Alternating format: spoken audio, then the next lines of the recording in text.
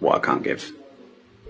They say you can't love another unless you learn to love yourself, but they never explain how to hold what you've tried to hide up on a shelf, how to stare your reflection down when it looks like someone else, and how to sit with solemn silence without folding in on self.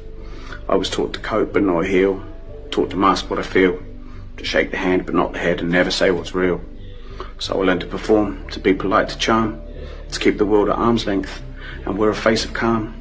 But deep down every nod feels fake, and every how you bend takes more than it gives.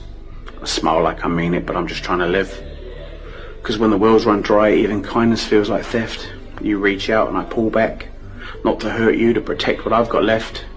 You can't love another unless you learn to love yourself. And I don't. I tolerate me. Just enough to function and just enough to pass, but not enough to let you in without having to break the glass. People think I'm distant, cold-guarded and detached, but they don't see the wall behind the walls I've had to patch. And I live in them, while the world keeps on spinning, and I smile through the cracks. You can't love another unless you learn to love yourself. But some of us were raised on guilt and never offered help.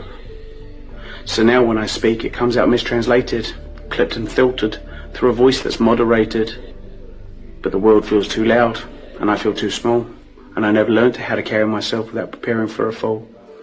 You can't love another unless you learn to love yourself. So don't take it personal when it seems like I'm not there. Half of me is watching, half of me is in despair. And I know it's not fair.